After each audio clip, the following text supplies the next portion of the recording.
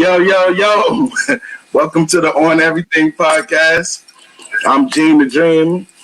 She is Ella Brown on the set. Ella, what's popping? How you doing this week?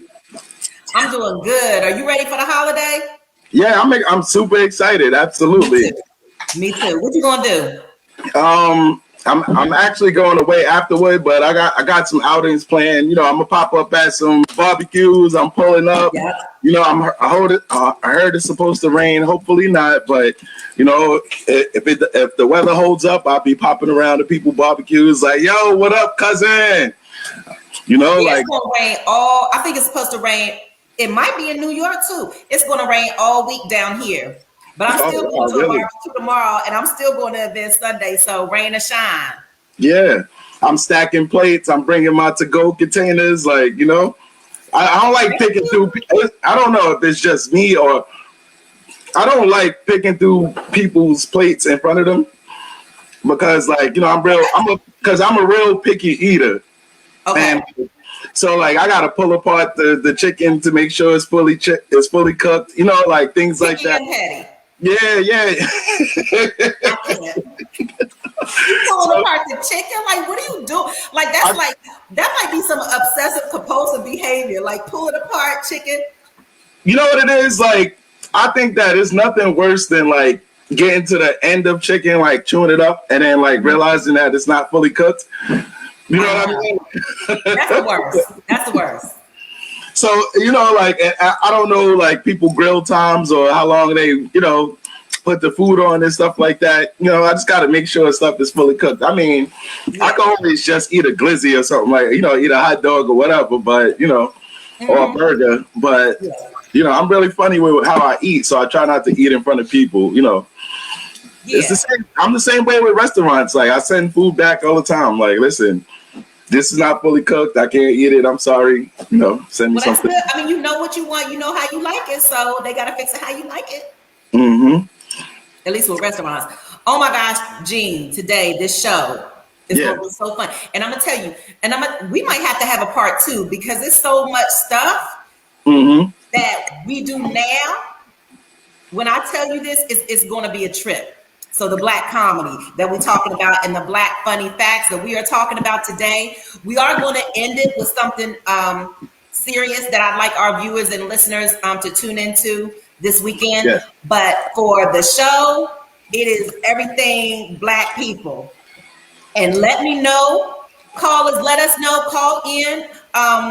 And then also comment in the chat, whatever questions, if you have any comments, let us know if you remember any of this and let us know if this is applying to you today. Let me know when you're ready, Gene.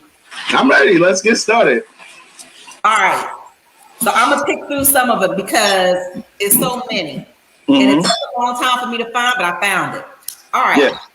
Charles, and it doesn't have the years, right? But we got the person's name. So everybody who is listening to us and watching us, if you want to know more about this person, just rewind the video and get the name, type the name in. If you want to learn more about the person, it'll bring them all up.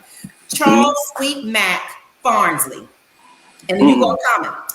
First to call someone else a jive turkey.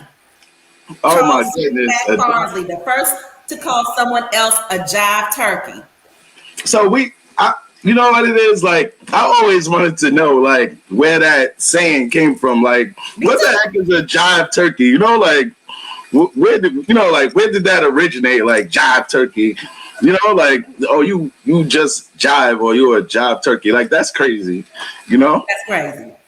And then, I mean, some people, we may hear the older people use it today or whatever, but you know, if you hear the older people that are older than us get real mad, it might come out. Mm-hmm. Okay. This one. I still use the term shucking and jiving all the time. So like, and I'm not that old, like, but I use that term. Yeah. And I can see you using that too. Okay, this one is for you.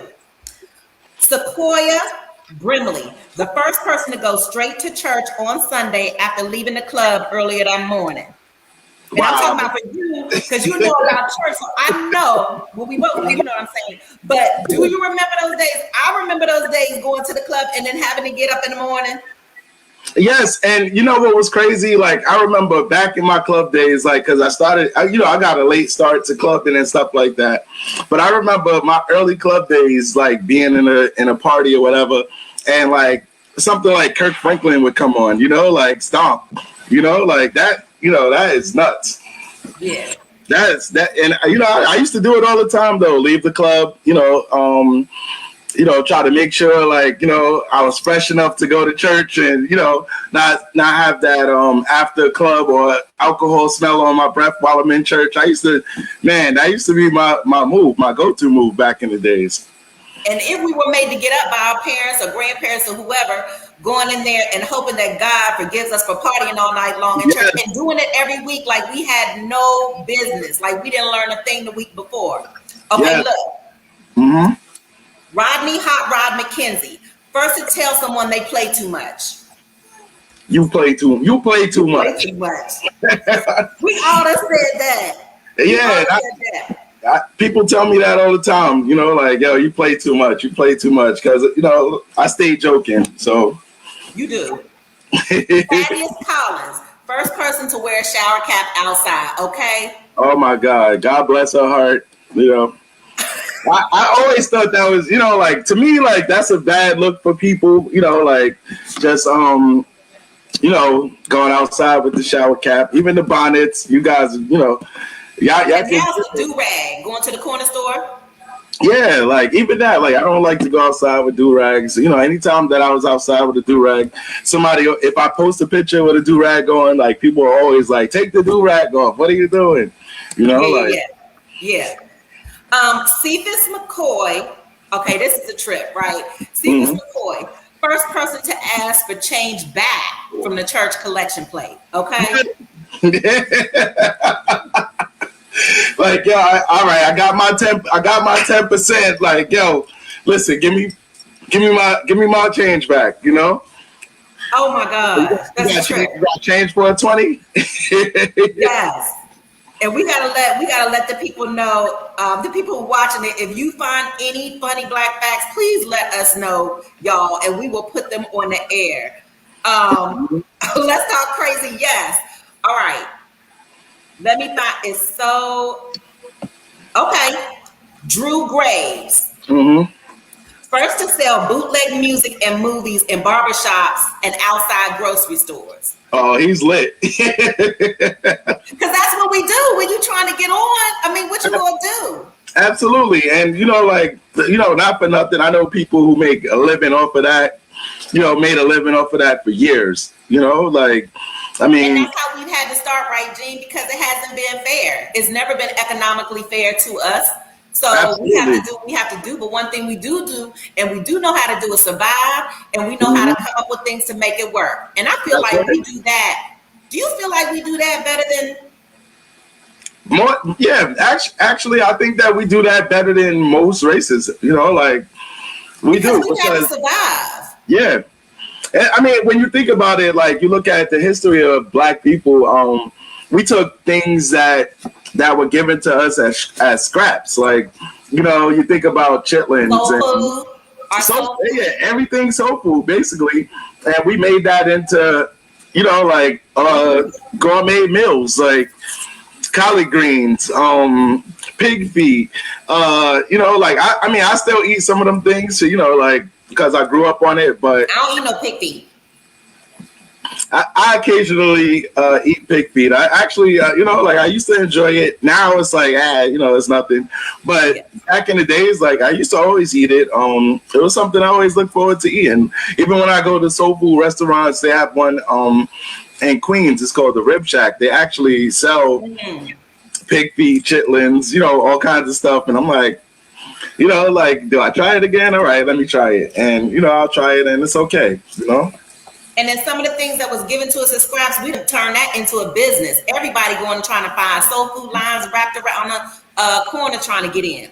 You know what I'm saying? They got a million of people making shoes. We make our own jewelry, collard greens. Like Sean said, Sean said collard greens, that was everything. Yeah. Okay, Gene, I think I did this last week. Troy Booker, first to refer to a flavor of Kool-Aid as red. Now, why are we doing the colors? You know how we do the colors. We do the colors. Yes. And Sean said the chicken wings too. Like everybody tries to claim chicken wings, but you know, like that was Black started, you know. But when we talk about when you talk about colored Kool-Aid, like, you know, it's orange, red, like you don't know what flavor it is, but listen, it's orange, it's red, it's yellow, the blue one, you know, like you don't know. And they actually have like the flavors on the packet, but people never say it. I know, we don't say it, and I hear that red a lot. Because I use red. I might say, well, yeah, I use the colors. I don't know, why do we do that? Why do you think we do that? If the color is, if the Kool-Aid is, what is the Kool-Aid? Cherry? I don't even know. Cherry. It's cherry, yes. That we don't want to say cherry. Why is, because it is like our community will say red. Why is it that we go to the color? It's easier to describe, right? It's easier to describe. Whereas the only color that is the actual flavor is orange. Yes, it is, because if somebody says cherry, I feel like somebody would say, "What you mean cherry? What you mean red?" I think it would be like something like that. Okay, Virgil T. Banks, first person to use the phrase "see what had happened was." See what had happened was. So now, like that saying is always like associated. It's always associated with telling a lie. Wait till I tell you this next one. If you say "see what happened was," like everybody thinks what had happened was. Everybody goes, "Okay, you lying because you taking time to create that story by saying that." Let's talk crazy saying we just as lazy, LOL, easy word. That's what I'm saying. What had happened was, okay, this one, I almost have to get up for this. Watch it. Precious Robinson, first person to keep her gold jewelry in a Crown Royal bag. Okay. Wow. Precious. And why was her name Precious? Precious. And the crazy part is, like, I don't think that I've ever had a Crown Royal bag, but I do know that the bags they look kind of fancy, so it looks nice probably putting the jewelry in there. I think that's kind of dope, you know. And you know what I was thinking? What you said, the Crown Royal bag. I got one underneath my counter. It's purple. Oh my God, you got jewelry in there? I ain't got no jewelry in there. I think, like you said, it looks classy because, you know, it makes me think about, you know how people will say, you know, Black people, African Americans, whatever, Black people. Now, you know, we always want to be dressed. Remember, even when you go to church, like you could look like whatever throughout the week. But if you have one of them grandparents that come from one of them homes, like, look, put on your Sunday outfit. It might be the same outfit you wore every Sunday, but you want to dress up and that's, you know, give honor to the Lord. But we're always in fashion. But you know why I think about this, Gene?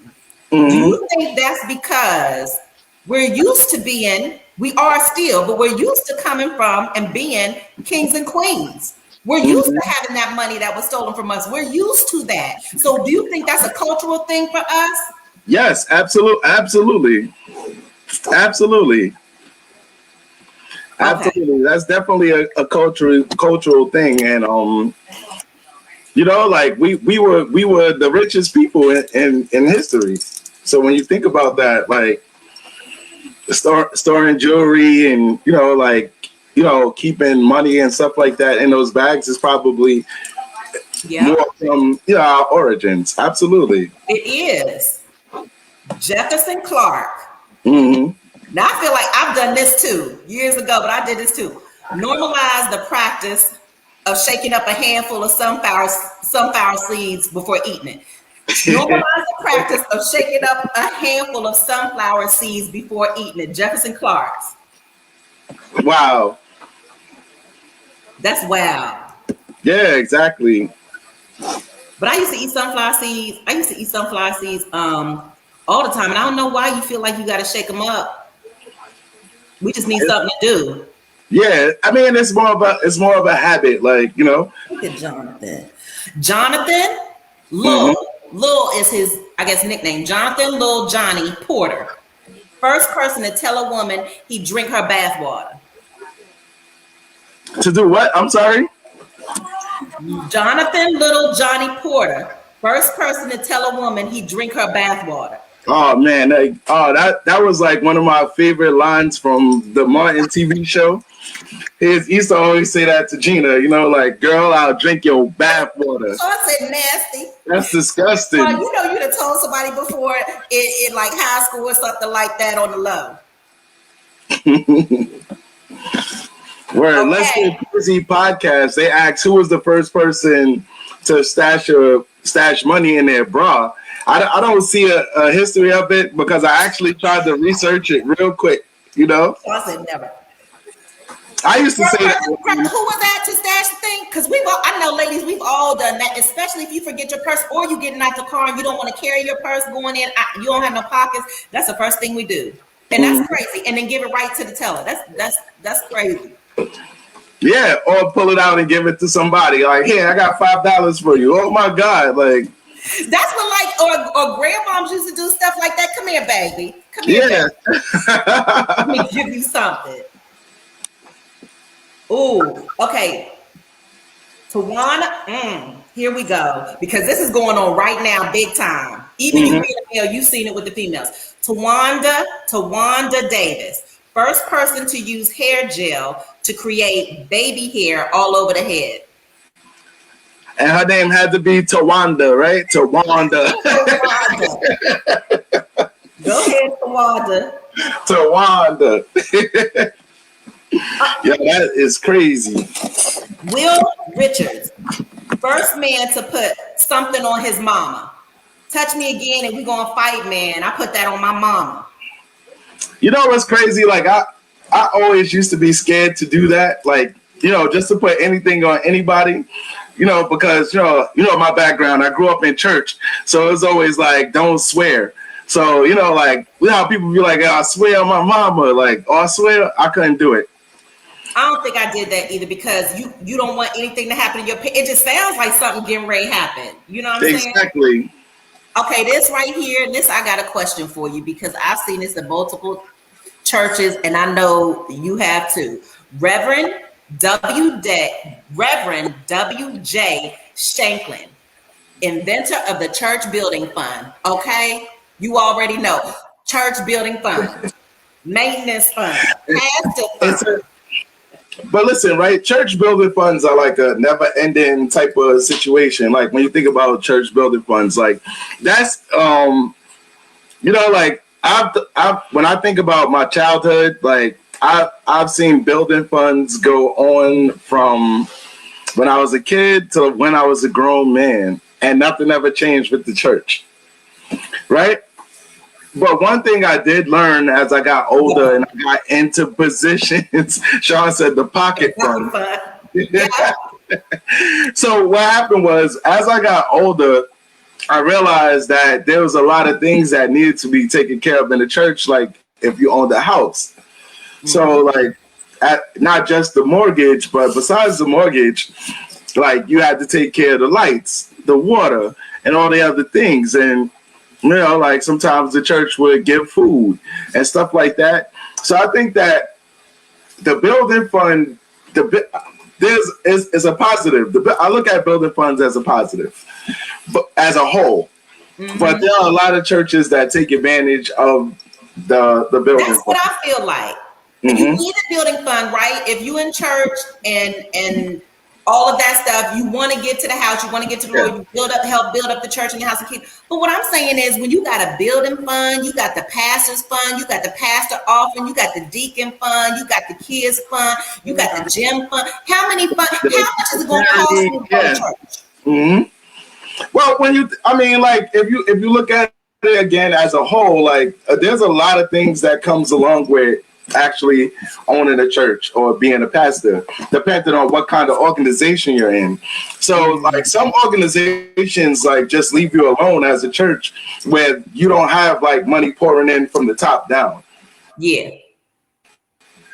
You know, like it's like you have to create your own finances to keep the church funded.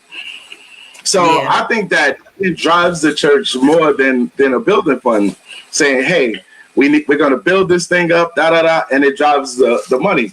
But at the same time, I do believe that like some churches, you know, like you just got to take care of the church. You actually got to do it. Like if people are contributing to your building fund, then you should probably put in new benches with cushions. Like, cause it's nothing that I hate more than going to sit on some hard seats at church anyway. You know, we're going to be here for a while. You might as well make it comfortable, you know?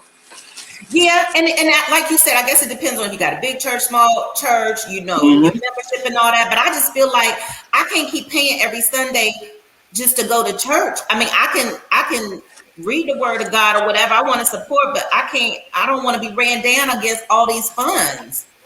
Okay, look at this.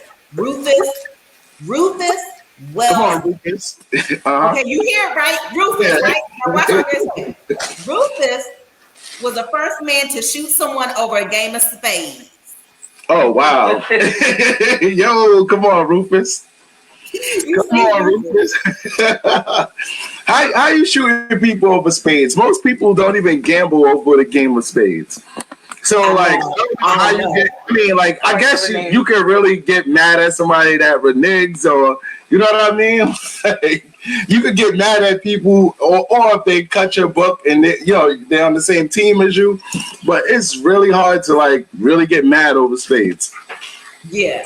Do we have the phone lines open yet? We're working on that. I don't think so. Okay. All right, look. Vernon McDaniels. First person to eat a mayonnaise sandwich. Ew. I know. Ew, What's right? that man's like? First of all, like, let me just say this up the top. I don't like mayonnaise. Actually, like, I don't like to eat nothing white. So I'm kind of funny with, you know, like anything, if it's white, I'm probably not going to eat it. So, like, to eat some mayonnaise sandwich is probably one of the, I don't have a reason for it. I think one time when I was young, I probably tried some nasty or some spoiled mayonnaise, maybe. And or Miracle Whip or something, you know, like, and it's like after that, never again. Like I really, like, you could give me Alfredo, I'll pick through it, but I probably won't eat it. I told you I'm a real picky eater, so like I don't like to eat people's cooking to begin with. So like, but when it comes to like mayonnaise, anything white, I'm good. Yeah, I think I did that. Alfredo, I'm not a big fan of Alfredo, but like, you know, when you dieting, that's one of the things that I learned, at least when I was dieting years ago, and they would say nothing white, at least why you want to diet, no rice because of all the starch. Okay, 5 minutes. I think he's saying 5 minutes for the phone line. Good. I need somebody to call in here and give us some stuff. Yeah, somebody said I'm lying. Listen, you can ask anybody that I know. On O Nation. He said he lying. Okay, so it's like somebody that knows you that putting you on blast. Tell the truth. That's not somebody that know me. We just bought some Alfredo. Definitely wasn't me. It wasn't me, dog. I'm definitely, and listen, I definitely would not buy Alfredo. And the crazy thing is, I'm allergic to tomato sauce, right? Oh my God. I'm allergic to tomatoes, period. But I will still buy anything with tomato sauce. I will buy penny alla vodka. I will buy anything not to eat Alfredo. Because I don't. Alfredo got a different type of taste. I don't like blue cheese. I don't like, you know, like I'll dabble with the other one. I forgot what it is, but ranch. I'll with it, but yeah, I'm good. Anything white, I'm good. Nakia Nee. Okay, that's a nickname. Nakia Nee. So watch it. Halsworth. That's Halsworth. First person to use the phrase "than a mug" to describe something. It's colder than a mug out here. It's crazier than a mug out here. Yeah, that's crazy. Yeah. Tyrone Claiborne. First person to refer to somebody as play cousin. I used to say that all the time. I mean, I used that phrase before. Play cousins. That's my play cousins. And you know, like I got people now like that still call me their cousins. Like, and it's like I'll call them on the phone. They're like, "What up, cuz?" And I'm just saying, they're like, "Bro, you know we really not related, right?" Like, you know? Because we all, I guess, look at ourselves like, at least in our community, like we all family. You know what I'm saying? Mm-hmm. Like we all brothers and sisters and stuff. I think that's the way it should be. That's usually my reply is, yo, what's up, family? You know, like, all right, you want to play cousins? I'm going to call you family, all right? Yeah. And it ain't no nothing stuff. I mean, it ain't no nothing else. Like, we're not trying to give you nothing like fam. Like, we just love who you are. We got love for you. Exactly. Okay. This one, okay. I don't know if I can get this one up.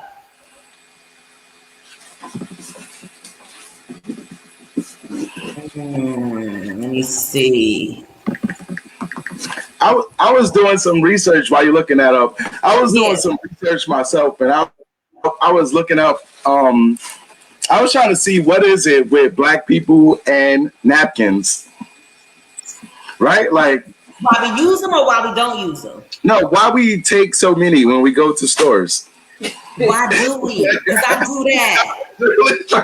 I was really trying to figure it out. I'm like, yeah, were we deprived of napkins in our past or during slavery? Like, we didn't have napkins. I don't understand why when Black people go to the store, like even a Dunkin' Donuts, like you'll see, or Starbucks, whatever your pleasure, like you'll see, white people walk out without napkins, and like Black people, like it's like, oh, I'm going to take 5. Oh, I'm going to take 8. Like, what is it with Black people and napkins? Oh, is it Ono Nation? Yeah, Ono Nation. Stock up in the house. That is true. Because, I mean, my friends, people take toilet paper from the public restroom, especially if they have an extra roll. You haven't used it? Okay, in the purse, all that stuff. Yep, to stock up at the house.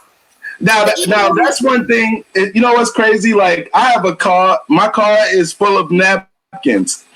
And like occasionally, like I just get angry with it and I throw out all the napkins because I'm like, what am I doing with all of these napkins? Like, and I was really trying to research what is the connection between Black people and napkins. Like, there got to be like some type of connection. It's crazy. You want me to look it up? Yeah, if you can, absolutely. Okay, while I'm looking it up, napkins. Wait a minute. Georgia Buston. Okay, tell me if you heard of this. First person to attempt to heal a broken limb with Robitussin and witch hazel. Okay. Come on now. Yeah, Georgia did it. What in the world? First person. Oh my God. Witch hazel. I mean, whether I don't know if it's the insurance or money or whatever, because it's been many times when I didn't have insurance, money or whatever. You got to do what you have to do. But when they said that, you know how it was like we do with our kids, or like our parents used to do with us when they like, Terry said, what about all those ketchup and jelly packets? Yes, that's another thing. Like, oh my God, my refrigerator.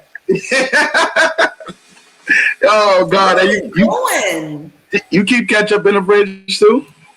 I've got those stacks and I've got them in. It was so much. I had to get them out the drawer with the butter, and I just put them in a cup. You know how you put them in a cup and you got ketchup and jelly and all kinds of stuff, and I still got them in there.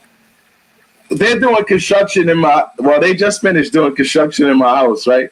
So I ended up throwing away like so many packets, and I'm like, what were we doing with it? Like, I mean, I had duck sauce, soy sauce, ketchup, jelly packets, butter, like all kinds of stuff. And I'm like, what were we doing with it? I mean, even the extra syrup packets that come with pancakes. I got that too. I threw away so much stuff just now. It's a mess. Yeah. Willie Lambert. Okay, so I see the phone line is popping. So if y'all want to holler at us, the phone number is 929-441-2417 on the On Everything podcast. Let's get it, y'all. Yeah, call in and let us know something, y'all, especially, and let the audience know something we didn't know. I might have to give you my packets when I come back from break. It's a hot mess, Jean. I got them all in the cup. But I got bottles of ketchup. You know what I'm saying? I got a bottle of ketchup, but I still got the ketchup packets in there. Willie Lambert. Willie Lambert, first man to slap the taste out of somebody's mouth.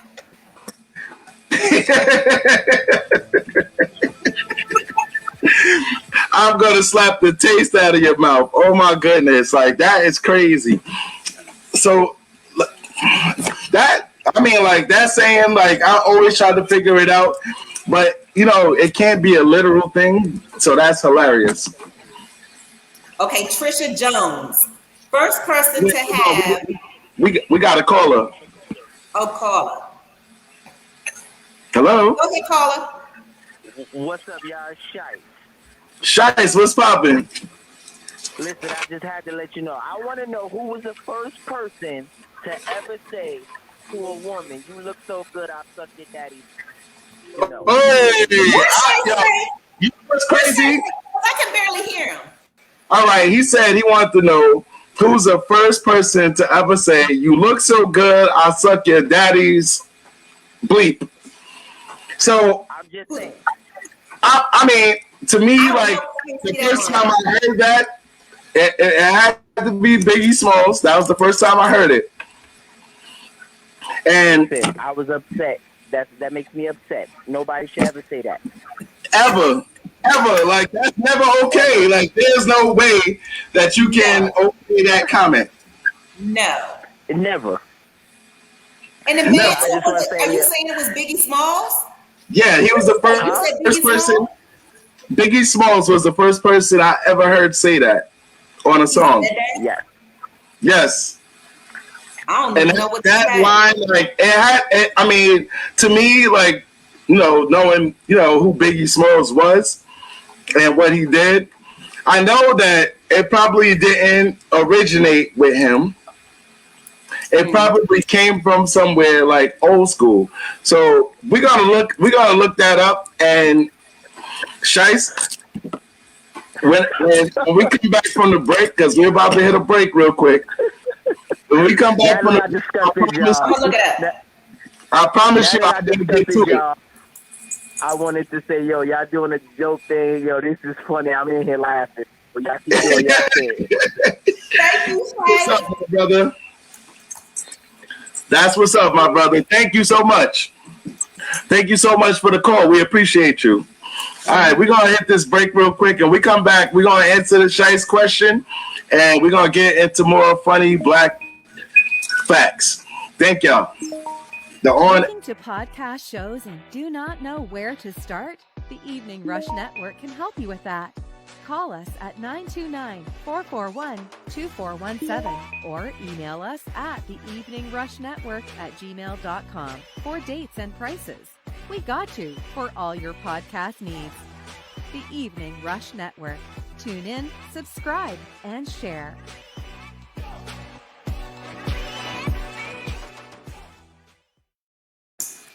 And we're back. We're back. I found it. Well, I didn't find, you know what I'm saying? I don't know if this originated, but it was saying somebody meet you on Twitter. This was about 6 years ago. And he said, Biggie really said, "You look so good, I'll suck your daddy's." And he said, like, wrote that down, proofread it, recorded it, and was like, "This the one." I would say like that has to be the worst line, because like Shai said, like that is something that a man should never say. It's not okay. It's not okay unless you live in an alternate lifestyle and that's your preference. I'm not knocking it. This right here. Mm-hmm. Be honest. I've done this many a days. May have to do it before. I mean, I'm not claiming that. I hope I won't. But yeah, times get rough and the gas prices are high. Jason Hill, first person to purchase $2 worth of gas at a gas station.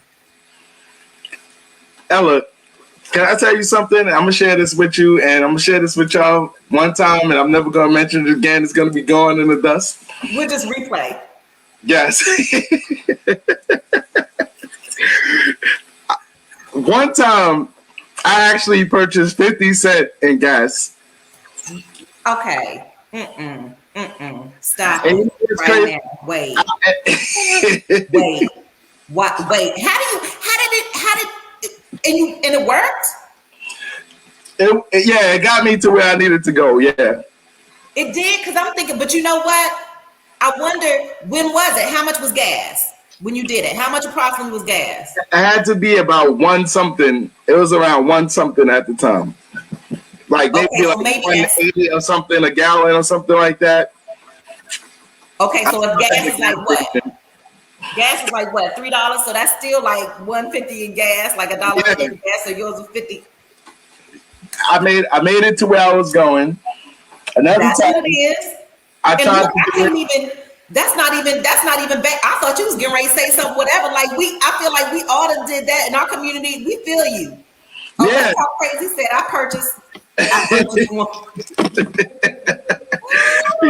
Listen, like sometimes it's hard, man, and you got to do it. I've actually had the man at the gas station say, "Hey, listen, what you got is not enough, so I'm just going to give you $10. You know, like go ahead and make it home. When you get a chance, come back and see me. You know, like it happened." You go back and see him. I went back and seen him. Yes, absolutely. Good. Me and him are now friends. You know, like he's on my Facebook list. We friends. Good. You know? Orville Washington, first man to wish an MF a wood. Oh my God! Wood. I don't know if we can say that on the show. You can say that on the show. We can say it on the show, but I ain't saying it. You know, it's crazy. Like, I still wish I still wish somebody would. And people still say it to this day. They do. You know, like, and, you know, like, I don't know why you wish they would, because, like, if you respond, you're probably going to have to do something to them. And you know what it reminds me of? Remember Kings of Comedy, Cedric the Entertainer? Oh, he talked about the seed, and he was like, "That's our seed, 4 and 5, 4 and 5." Yes. And he said, "We live by the wish factor, right? Now we live by the wish. We wish somebody would." Oh No Nation said pause, and I got you. That's my bad. You know what? I slipped up. You got it. You got it.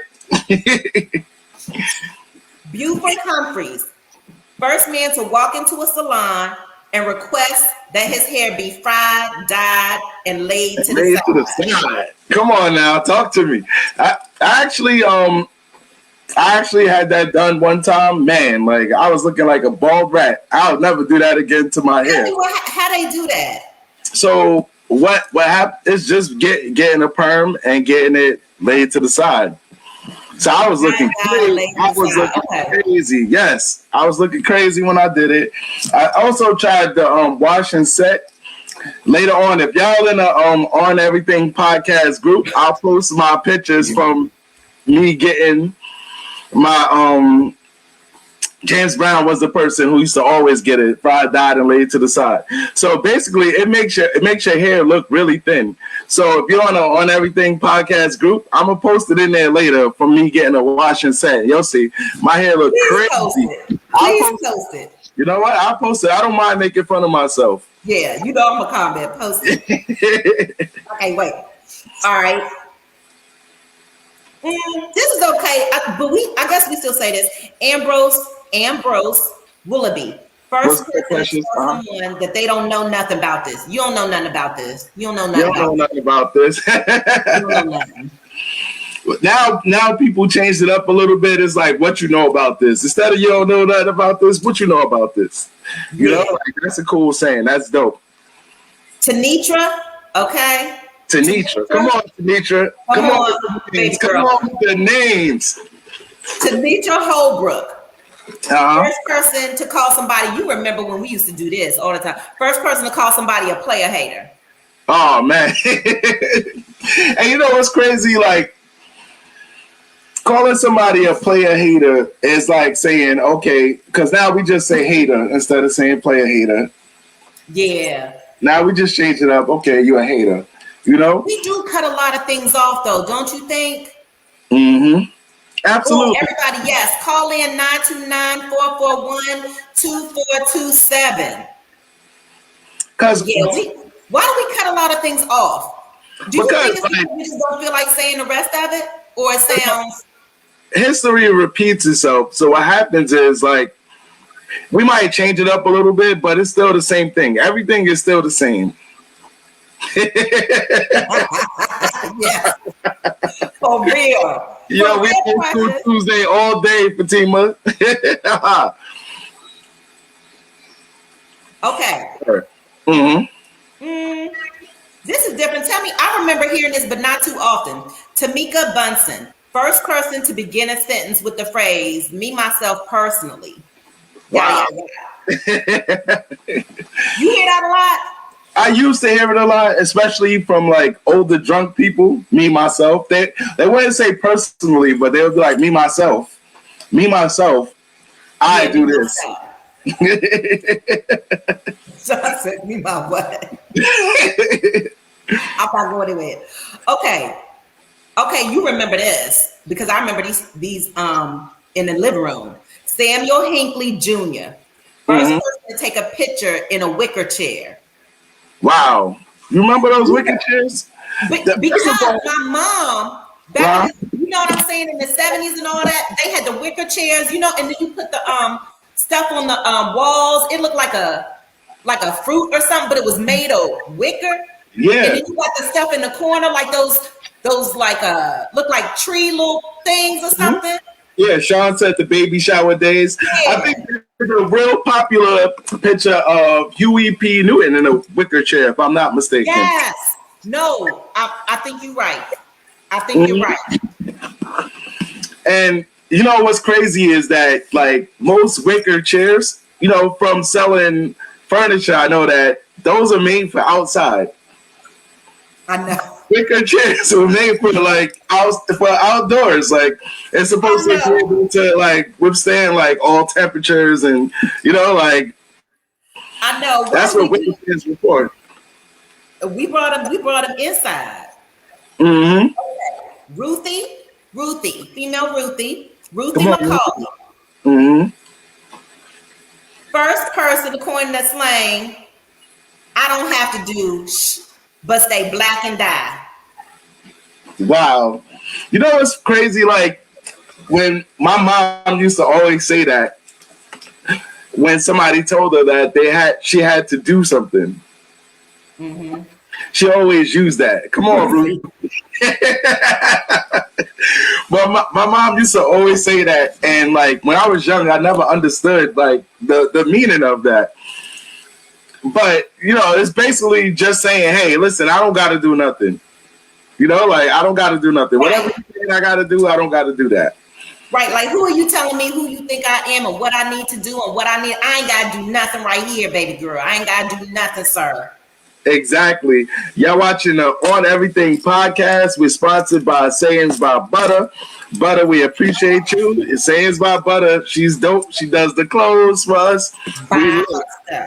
Absolutely. Go check her page. She got everything y'all need. Okay. You ready for the name? Then I'm gonna tell you what she said. Then I'm gonna tell you what she said. Come on, names. Okay, listen to what I'm saying. Vonique Bates. Vonique. It's a unique name, Vonique. First person to successfully slap the black off somebody. Come on, how you do that? Come on, Vonique. Thelma? Okay, this is not Thelma. This is Thelma. Thalma. Come on, Thelma. Thelma Martin, cultivator of the Negro, but with the A. Negro, please. Facial expression. I don't know what that facial expression looks like, but I can imagine. Oh, Sean, they are everywhere. So they are all online. That's what I want everybody to look. If you missed, because I know we're running down a long list, and I know many of us, at least me and Jean, definitely can relate to this stuff. So if you type in the names or rewind the video, play it as much as you want, and just type in the names, and it'll bring up different sites with all of this list. So a lot of these sites have this same list. It's Taco Friday over here. Go ahead. Okay, listen, this one I know this well because it used to be in everybody's house. Well, I don't know if it used to be in everybody's house or why these people name these kids these crazy names. I just want to know how it's fine, but you know what? When you think you spelling it right, but then they say no, you know, that's capital N, little a, the asterisk over it, and then you have a capital S, and then it's, you know, for Sean, it's SHAAUWN, like, Yeah. Mm-hmm. you know how we do. Okay, Maybelle Brown. I'm sorry, I got one for you. Like Yes. my mother, before my brother was born, right? She thought he was going to be a girl. So she had his name as Qualisha. Come on now. Qualisha. Okay, I ain't even gonna try to spell it because it might be the way. Okay, Qualisha. And what happened? So you talking about before, and then when she had him, what's his She name? realized it was a boy. Like date of birth, she realized that it was a boy. So up until she gave birth to him, his name was Qualisha. And we in her stomach, like we talked to Qualisha, we were waiting for Qualisha to come home from the hospital. And when she came home from the hospital, it was a boy. We were all shocked. But I'm like, Ma, where did you come up with this name? And you see Sean saying poor 40, that's my brother 40. Okay. She called me Qualisha Antoine Brown. And I'm like, Ma, like that's gonna be the like ghettoest name. And I think I had to be 6 years old, and I knew that had to be the most ghetto name that you could name somebody. But Why did she say? What was her reasoning for it? that was the name she just came up with, Qualisha. Oh, she just came. It was no reason why she liked it. No reason. Qualisha came from nowhere, and she ended up naming him Jawan. You know, Yeah. like. I mean, the doctor offered to you know change him up to be a girl because she was so upset that he was her third son. You know, she was so upset that she was having like another boy instead of a girl. Like she was looking forward to the girl, bought things for the girl, and you know it was a boy. You know, like I guess back in those days, that was in 1985, I believe it was. So I thought the technology would be like up there, but that was a shocking situation. But yeah, that was the crazy name situation. But go ahead, I'm sorry. That's okay. And then I got one more. There might be a couple more. One more, and I just want to make sure. Before we go for the night, because we didn't use the whole hour talking about that. I'm saying, you know, we can talk about our people and our culture and the things we have created that is still used today forever. And then I want to, we're gonna end this on a note where it's really informational for the Black community. That's really important to do this. But Maybelle Brown, did I tell you? Did I say her? No, you didn't. You ain't say Mabel yet. But let me tell you what Mabel did. Because this is happening it was in my black home. Maybe it was in your black home. I think it's Maybelle Brown. First person to cover a piece of furniture in plastic for everyday use. Wow. You know what? That's amazing though. And when you think about all of these stories, like you think about how creative Black people are. And how creative we had to be. Yeah. From back then, like we had no choice other than to create things and be innovative. And America was built by Black people, and it still stands on our shoulders because of the work that we did as a people. So, you know, like we could make jokes and laugh about all the sayings and all the things that, you know, Black people did. At the end of the day, I mean, I forgot the person's name. Like one person put paint rollers in their hair to make curls. And, you know, we now have curlers, but like people still do it. So when you think of and Madam CJ Walker with the perm, I mean, everybody knows that. We're gonna have to maybe have another show. Y'all was messing up her good furniture. That's right. Because we went to even my friend's house, my cousin's house, whatever, my house, they were not playing. It was covered in that heavy plastic, and you would be so hot in the summer. I used to hate to fall asleep on my grandmother's couch and wake up stuck to the plastic with my face stuck to the plastic on her couch. Like, I used to hate it. Yep. I know. You know, like, and I wonder, people probably still do that today. The older I people. know people who do it today. To this day, I know people who do it. Yeah. But my thing is, it keeps it new. And you know what? Because Black people, because the social economic status, I mean, we could have got it on ourselves, right? If things haven't been stolen from us, well, if everything hadn't been stolen from us, because we already had it, right? We come from kings and queens. So because of that, it's like when you went to either your mom's house or your grandmama's house or grandfather's house, the stuff that they had, they wanted to keep. Like my grandmother has stuff today that she's had for 30, 40 years. You know, you buy it one time, you spend that money, you keep it nice, you cover it up or whatever. And so that, you know, nothing happens to it, you know, because you got to make it last. Absolutely. Absolutely. And just like I was saying, us as a people, like, we came very far and we still got so much further to go as far as getting back to where we were at. You know, like, I'm gonna say this: it's time for and this will lead into what we get ready say to the people, the informational, and we thank y'all for joining us today with these Black Funny Facts. Please, if you still want to call in, you can still call in and let us know. But we just wanted to have a fun show, enjoy ourselves today, going into the weekend. We're hoping that you all enjoy your holiday. But Jean, I feel like at the end, nothing is going to ever make up for what was done to our people ever. So it will never happen, right? You can't replace all the lives, all the harm, and that is still going on. So my only thing is, another thing, in addition to, you know, building schools, having another, you know, Black Wall Street, all that stuff, is that, what do you think about reparations? Like, I believe you need to give us reparations. Now, what that looks like in 2021, I don't know. There are other race groups who receive reparations, get things because of what was done to them, and it wasn't done to them even by America, but America still looks out for them. Yeah. But when it comes to the lives of Black people and what was done to us here, a lot of the history is denied. Yeah.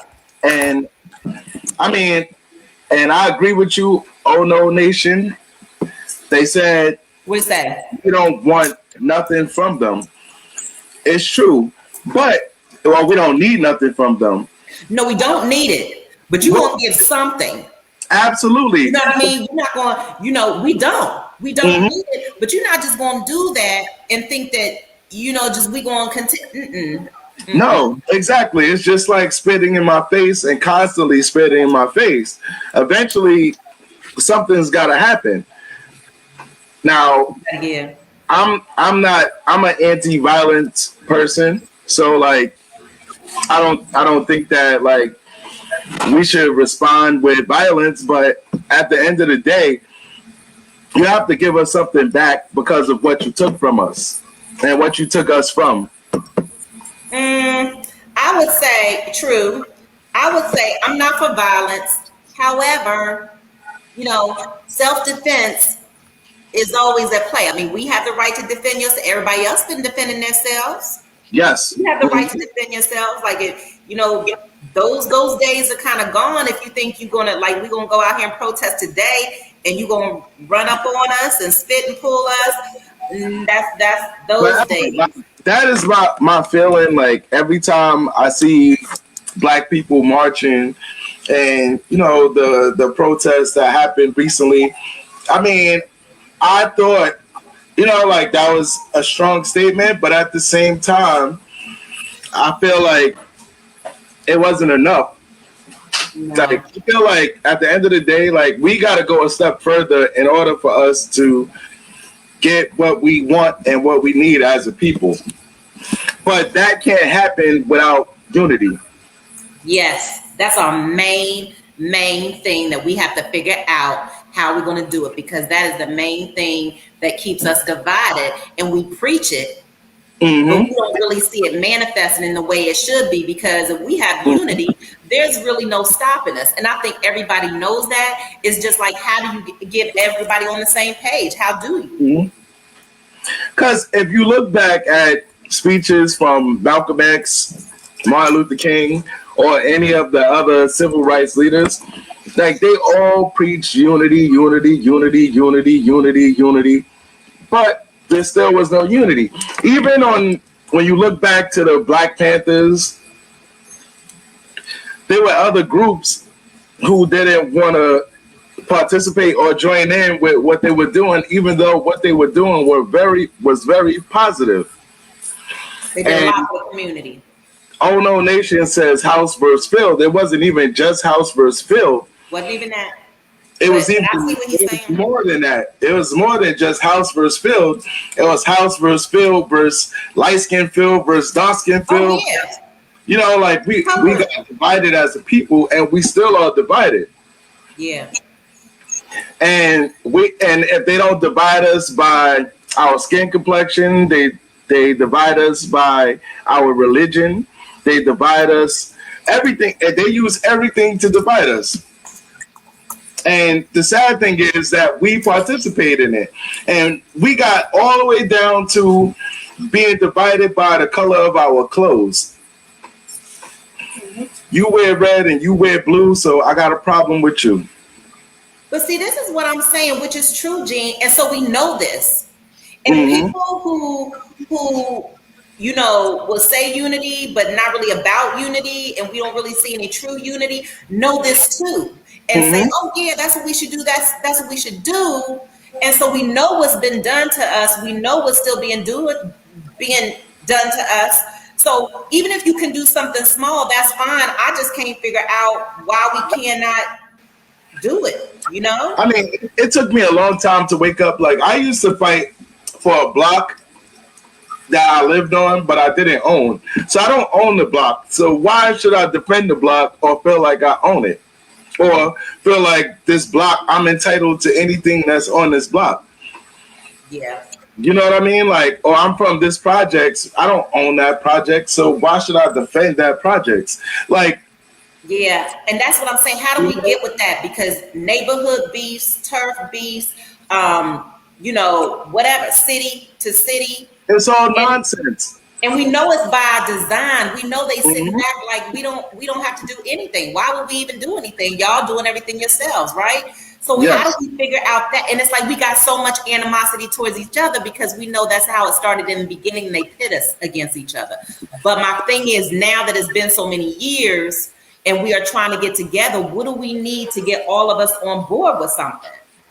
I mean, it takes exactly that. Like, it takes unity. You know, it takes for us to really realize that me and you both, we might be different, but we have the same cause. Yeah. When you look at other races moving, you know, I don't want to single nobody out, but moving into the hood, opening stores, working together, they work together. They work together. You know, like, they might not be blood relatives or anything, but they work together and they make sure as one, as a unit, they all make money. So I can tell you, in my neighborhood, I can walk into probably one store where I can buy a ham sandwich. One store. Wait a minute, you walk into one store where you can buy a ham sandwich. The rest of the stores out there are all owned by people that I can't buy a ham sandwich from. Yeah. You know what I mean? Like, so, and they all work together. You'll see the one guy from this store, one guy in this store. Next time he's in this store, they all work together as a unit. But for us as a people, like, we spend too much time focusing on superficial things and the things that don't matter, as opposed to working together, building up our economy. For us, we spend far too much time doing that. So, you know, I know you hinted at the Black Wall Street thing, and, you know, like that, you know, we could go right into that from this. that is exactly, you know, our problem as a people. Correct. And who is this? And who's speaking in front of Congress? Mm-hmm. 107-year-old Viola Fletcher. 107. Yes. And that's another thing that makes me so concerned, because you know how each generation, it seems like, have leaders. Mm-hmm. But I don't see one arising right now for this generation right now. I keep looking. We got the older people, and our older people are getting older. They're trying to pass down that fight, you know, good trouble, right? They're trying to pass down that fight to the younger generation, but I'm not seeing anybody, you know, taking. Well, I will tell you the problem, and part of the problem is exactly what you just said. What? Too many of us are looking for leaders, and we're not trying to be leaders. Which is true, but what I'm saying is, no, I don't mean it like that. Each generation had leaders, and everybody was leaders, right? But there was all, like, when you talk about the Malcolm X. I'm not gonna do this.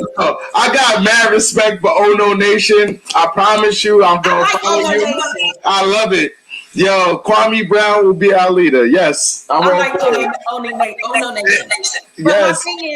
my thing is, you know, I feel like it's echoing, but I feel like, true, it's not, I don't mean that, like you're looking for a leader and you wait. When you go out there and do it, what I am saying, there are going to be certain people that stand out above the others because that's the gift they were given.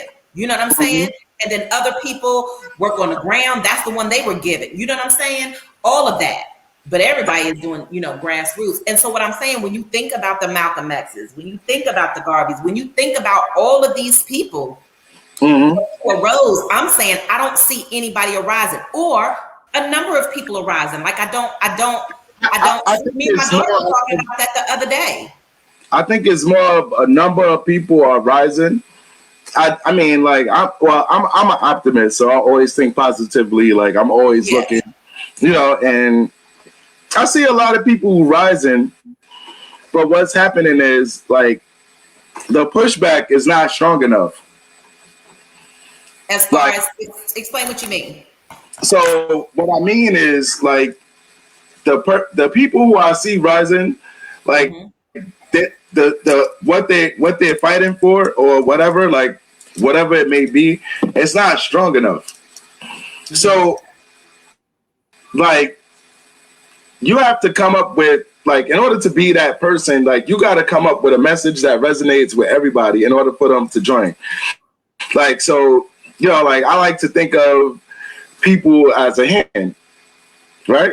So if your hand is like this and you hit somebody, that's strong, but it's not strong enough. It's just going to be a slap, right? I mean, I've seen people get knocked out with slaps, but it's not easy to do that. But it's a lot easier if all of those things are combined and you punch, right? So I look at, I want to see a fist. That's what I want to see.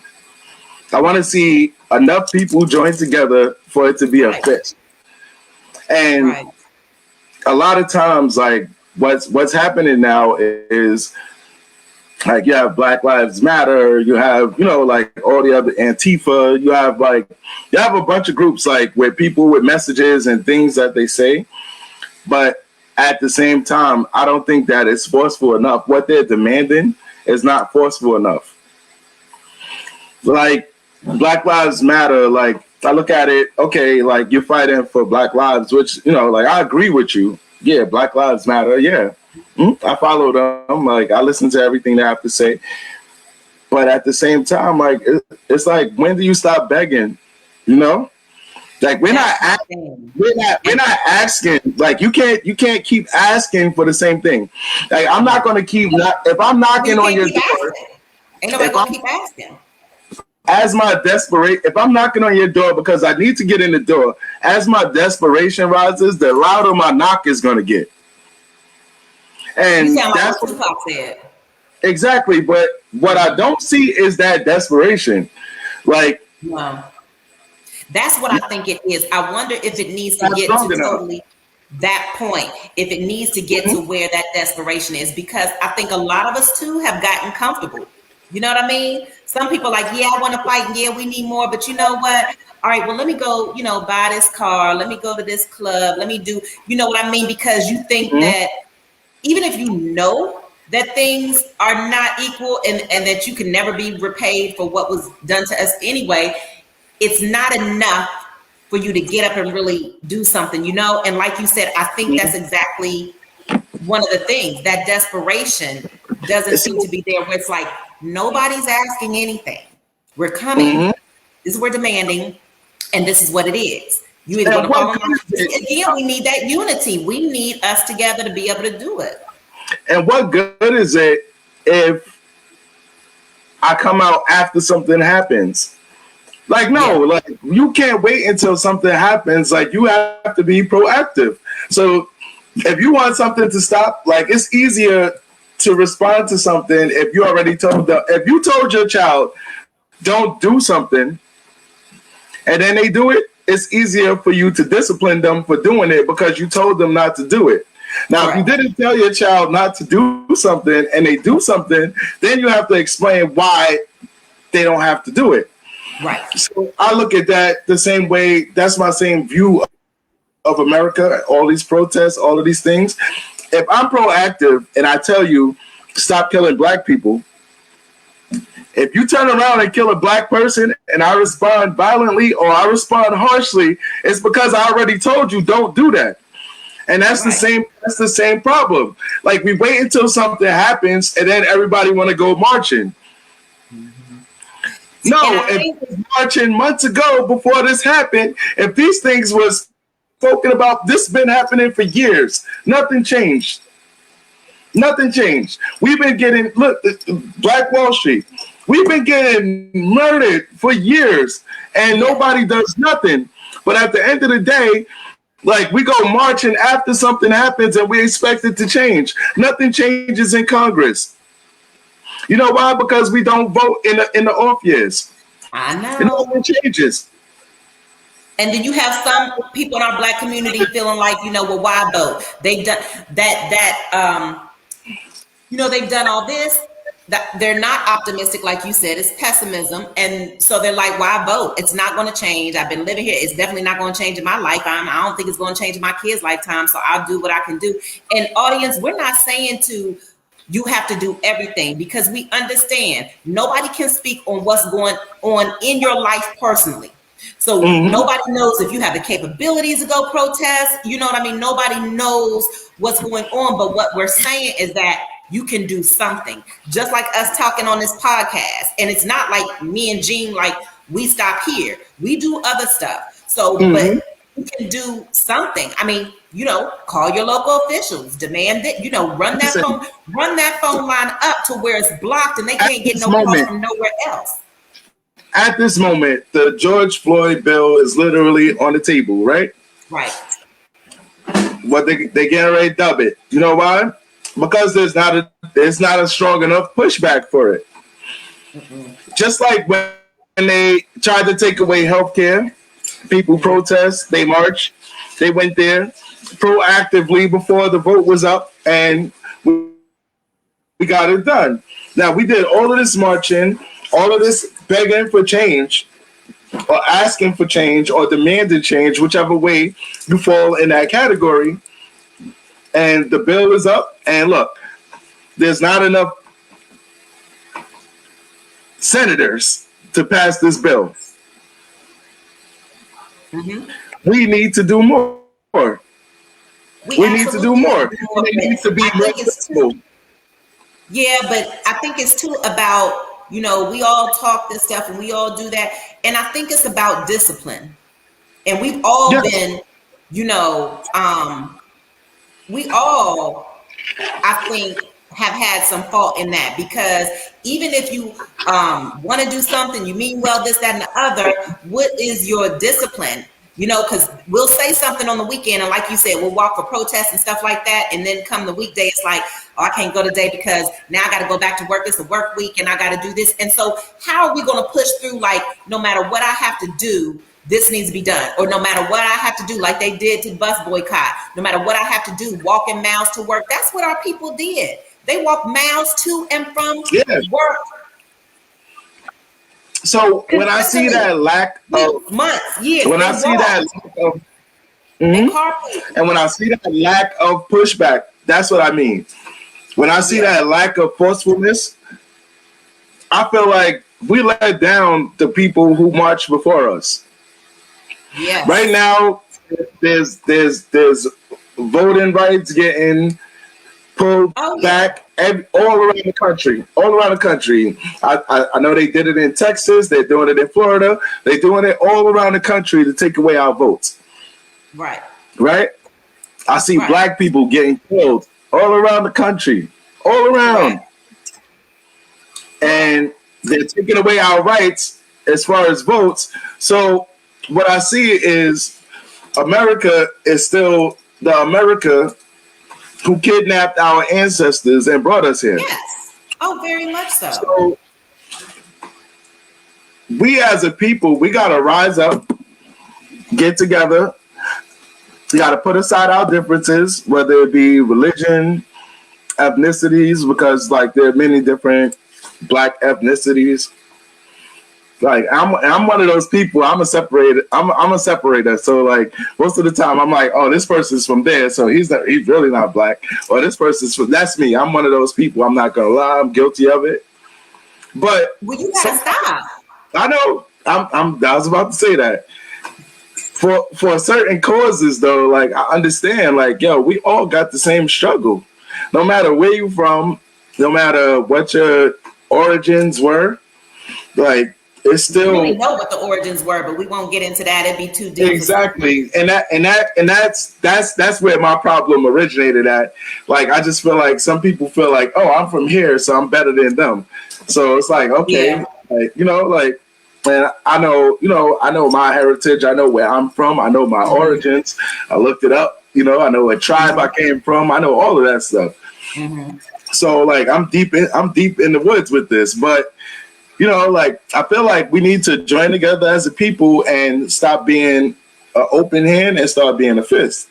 And but it brings us back, and that's something we can talk further about. I mean, we're gonna have to, but it brings me back, and I hear what you're saying, and everybody hears it, but it brings us back to the same question.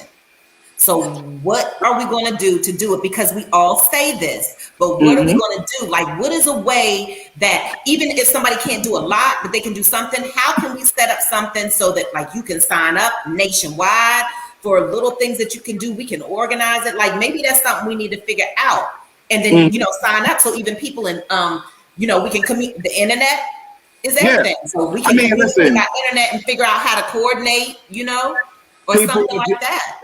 Listeners, if they're out there, whoever's listening, listen. We are open to have anybody on this show that's the organizer. I already know what you're going to say. Absolutely. that's operating in the grassroots or whatever level you are. We're open to having you on the show. We're open to some questions. We want to know how to get it done, so we need some help. So we need to seek out people who have the knowledge. I'm all about that. If you feel like somebody has some knowledge or something that could, help you, and I do that all the time. If people ask me, can you help me with this? I'm right there, and I'm simply trying to help. What is it that you need that I can help you on this journey? You can take from me, you can take from Jean, you can take from whatever, each one teach one for real. And I know we're getting ready to close out soon, but let me tell the people this. Okay, Viola Fletcher. Just this brief thing that people may have already read, but I'm not sure, right? Was 7 years old. Can you believe that? She's 107. She was 7 years old when she witnessed one of the worst acts of racial violence the U.S. has ever seen. And angry, and these are for the people who may not be aware, because Jean, there might be some people who are not really aware about what happened. And this is why I'm encouraging people, and Jean is encouraging people this weekend. Please, it's on Sunday. I know you're doing your celebrations, but please take time out to watch this. An angry white mob rampage through Tulsa's Greenwood district. Okay, we're talking about Black Wall Street in Oklahoma, killing hundreds of Black people and leaving her thriving neighborhood in ashes in 1921. From 100, and this is what I want to read. It just touched me so bad, and I can't read the whole thing because it's too deep. You know what I'm saying? Like it gives you chills, and it gives you chills to know, like, oh my God, what am I doing? Exactly. What you have done and gone through in that time. Okay. 107-year-old testified before members of the House Judiciary Subcommittee on Wednesday. I think this was, when they say Wednesday, I think it was May 18th. I think it's been couple weeks. I think it was May 18th. I just listened to the testimony earlier today. But go ahead. I'm sorry. May 18th? No, I just listened to it earlier today. I don't know what the date was. I heard it earlier today while I was on. Did you hear her? I was just, when you listen to her, all you got to do is listen, and you've got the visuals. Okay. Calling for justice and for the country to officially acknowledge the massacre ahead of the 100th anniversary on May 31st. And just a little excerpt that she said, like y'all heard Gene say that he listened to it. I did too. I still see Black men being shot. That just hurts my soul so bad. I still see Black men being shot, Black bodies lying in the street. I still smell smoke and see fire, Fletcher testified. I still see Black businesses being burned. I still hear airplanes flying overhead. I hear the screams. I have lived through the massacre every day. So she's 7 and she's 107.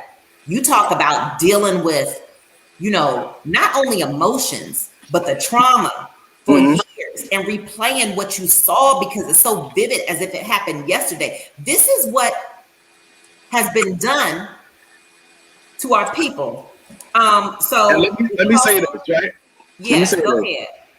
Since that happened, Oklahoma put together a commission which raised over $37 million. And do you know they did not give this lady one dime? Right now, she is still struggling to survive, to live right now because of what they did. But go ahead, I'm sorry. Because I heard about that. When did they just put together that commission? That was done years ago. They've been raising it for years. But you know what? There's another thing.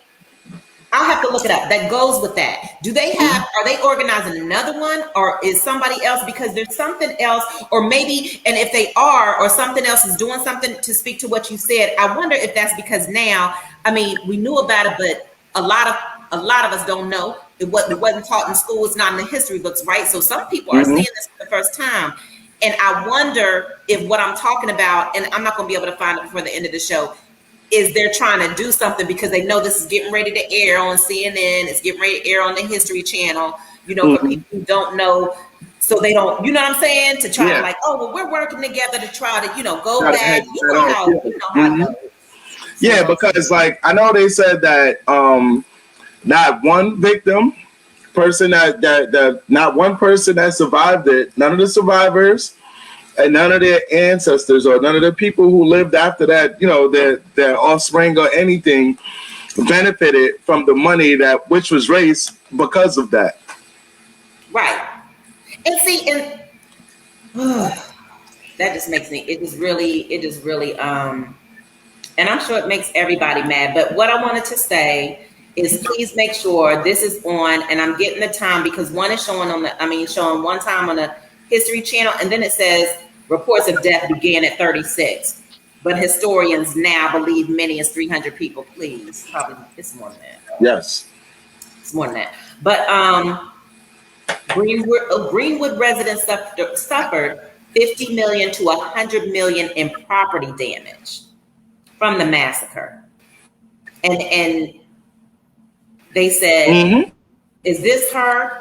I don't know if this is her, but somebody said they owe us something.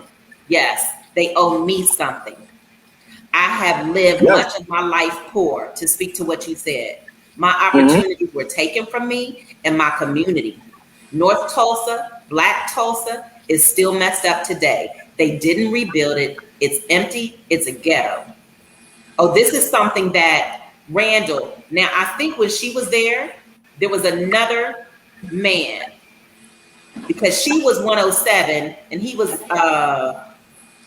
something else. And this is somebody else, Ben Ellis. Okay, before I go into it, the date is on because one day it's showing on CNN, it's showing on Is Sunday the 31st? Sunday's the 31st, Gene? No, I think Sunday is the 30th. Let me see. Sunday is the 30th. Sunday is the 30th. Sunday's the 30th. Mm-hmm. Let me see, because I thought they said Sunday. So Monday's the 31st. Hold on. I got to get this date. We just got to wait for a minute because I got to get this date for these. Oh, here. It's going to be, okay, it's called Dreamland. If you all haven't heard of it, it's going to be called Dreamland. Black Wall Street documentary in works at LeBron James and Maverick Carter Spring Hill Entertainment. Mm-hmm. LeBron James is always doing something for the culture. You know, I love that. Yep. So it is.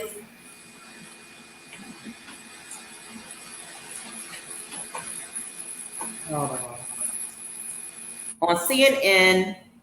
Okay, on Sunday, that on it. I'm sorry, y'all. I just gotta get this. Right. Now, isn't that crazy? You know what I'm saying? As soon as I want to give it to the. Okay, no. So Monday, I remember I said it was the 31st, so that's Monday. On Monday, May 31st, 9 p.m. Eastern Standard Time on CNN. And it's coming in CNN Spanish too. So May 31st, audience and listeners, Monday, May 31st at 9 p.m. Eastern Standard Time. That's going to be Dreamland on CNN. The film will encore Saturday. They're showing it again, June 5th at 9 p.m. HBO Max. But please, we need everybody to tune in May 31st at 9 p.m. And I cannot remember the date, but they're also showing it on the History Channel. Mm. So that's what I wanted to leave our viewers and listeners with. Although we talk funny Black facts today with our culture and had a lot of fun, a lot of those things we still do today. It is a very serious thing when we talk about what is the next step for our community and people and how we want to really get true equality, because we know that we got to do it, right? So we just got to figure out what we're going to do and how we're going to get together. But please tune in and watch Dreamland on CNN and also tune in to the History Channel. They're going to show it either. So the one on the History Channel is going to be May 30th, which is Sunday. It's going to be at 8 p.m. Okay, so May 30th, Gene said May 30th, the History Channel at 8 p.m. Eastern Standard Time? Yes, it's called Black Wall Street before, during, and after the Tulsa Race Massacre. Okay, and then CNN, same thing, but it's called Dreamland at 8. So you got two opportunities to watch it. Please don't miss it this weekend. Your family, everybody. I'm watching both. I said I'm watching both. I'm excited to see it. I can't wait. I'm a history buff. I love to learn about things and especially I'm gonna watch Dreamland, but I'm especially excited about the other one because it shows the before. So I want to see what we had before that happened. So I'm really excited to watch it. I read about it, but years and years ago, but I want to put the visuals with it. I want to really get the full effect. And just like this Viola 107, I want to hear the people's stories. You know what I mean? Yes. I don't want to just read it. I want to hear what you experienced so we can really feel, that pain that you went through and that you still experiencing today. Absolutely. Well, I guess, I'm looking forward to that definitely this weekend. Me too. I'm supposed to go away, so I'll be away while I'm watching it, or actually I'll still be here. I'm going away right after that, so I'm really excited. It's going to be dope. Well, that's a wrap for the On Everything podcast. I appreciate you, Ella.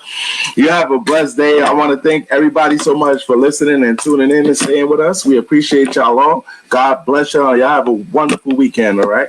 Thank you. God bless.